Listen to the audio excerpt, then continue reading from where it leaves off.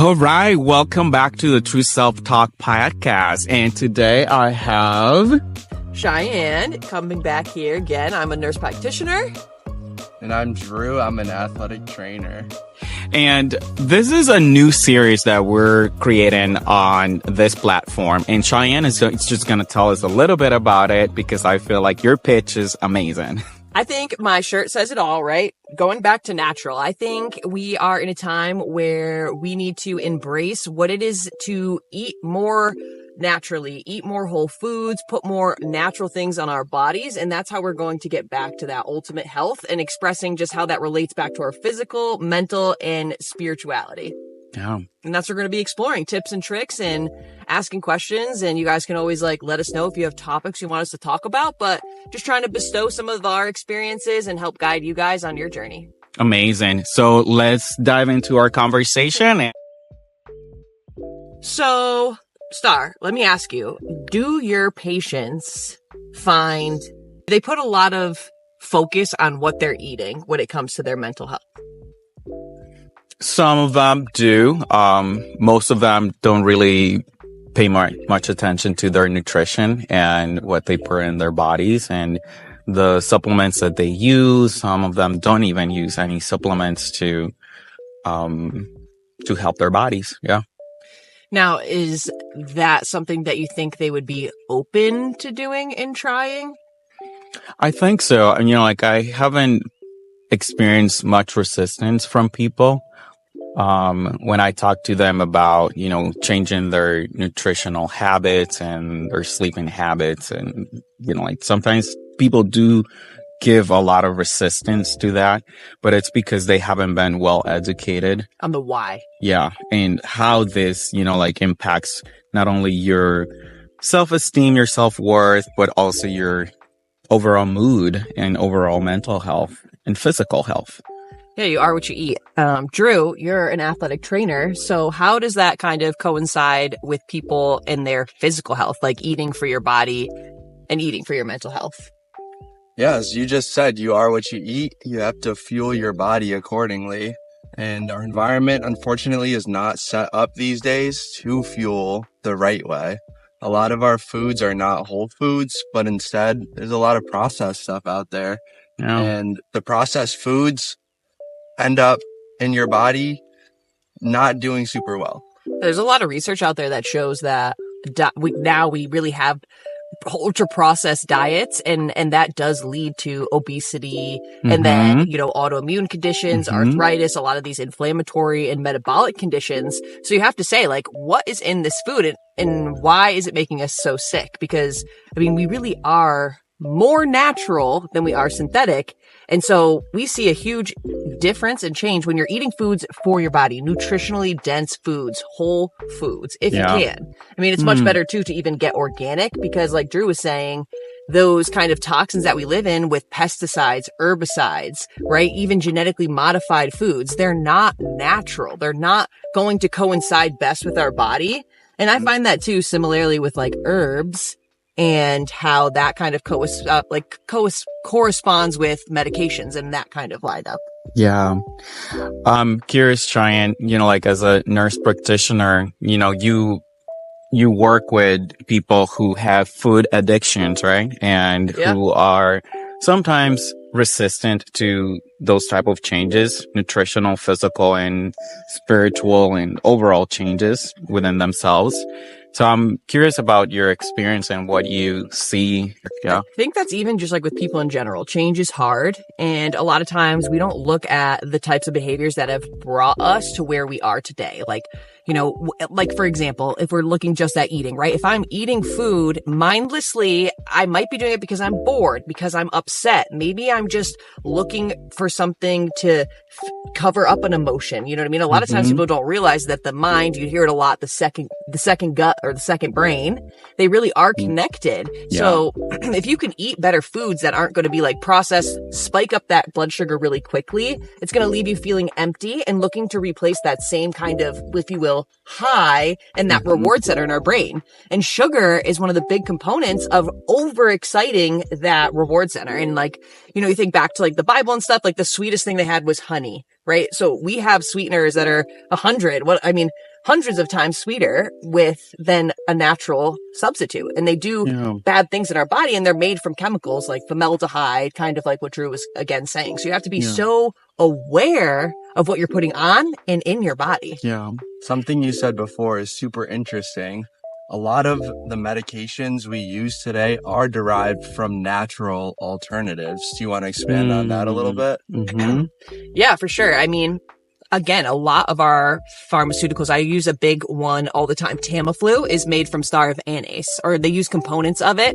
A lot of, like drugs like methotrexate, those kind of autoimmune drugs have similar properties, are based off of parts that are found within a cannabis plant.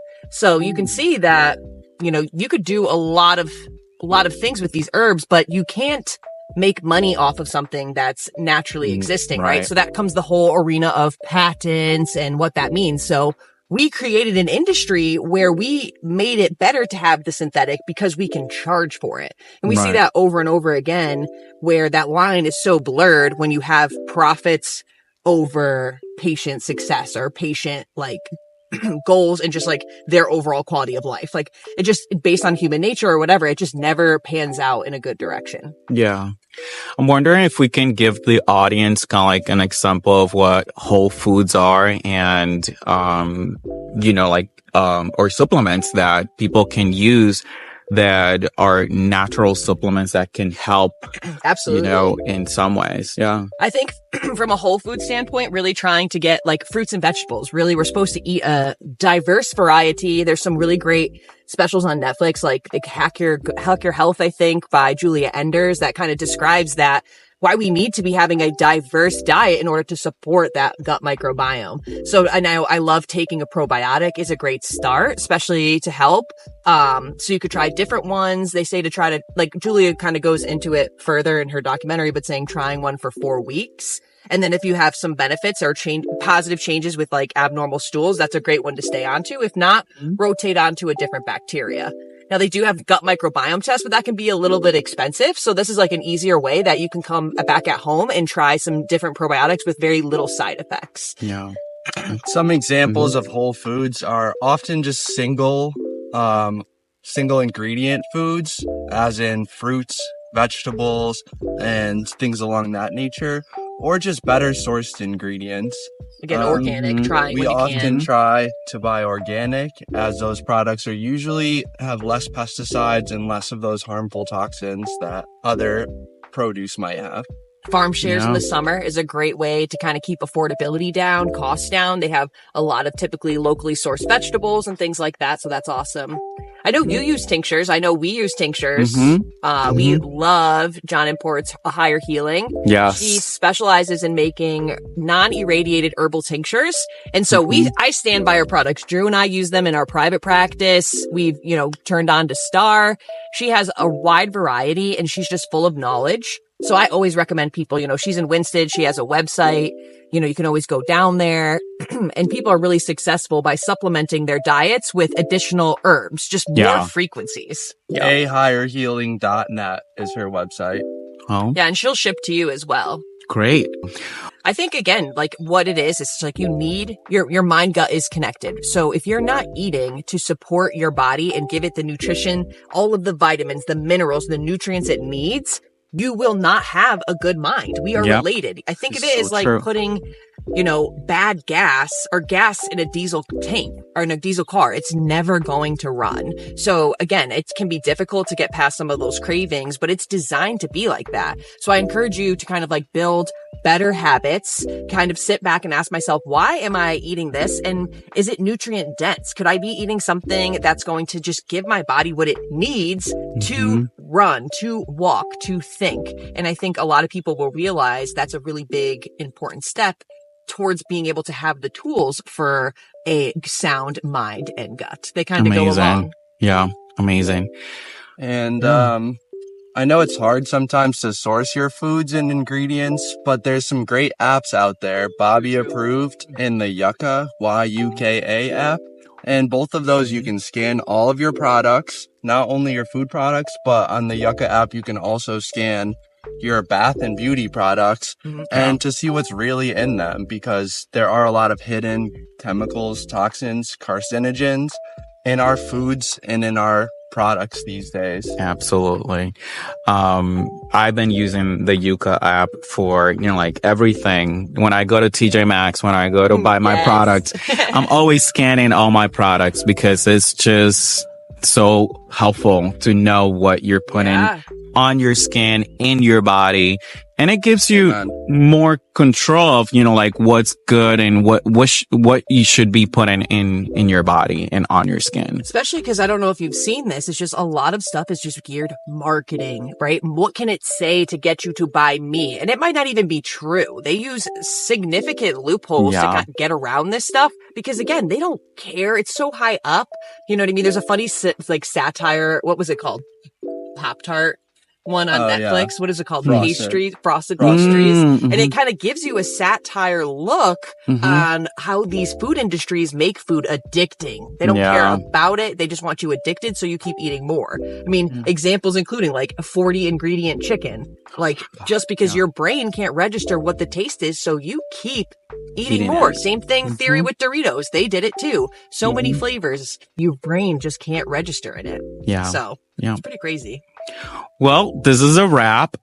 We'll come back again with more suggestions, topics about, nutrition, gut health, overall avoiding health. Plastics, filtering water, getting out in the sunshine, 20 minutes, at night when the sun is setting, in the morning to kind of support your eyes, and using some of the apps we talked. And we'll follow it up with a PDF too and other ways to kind of help support your body, mind, and spirit.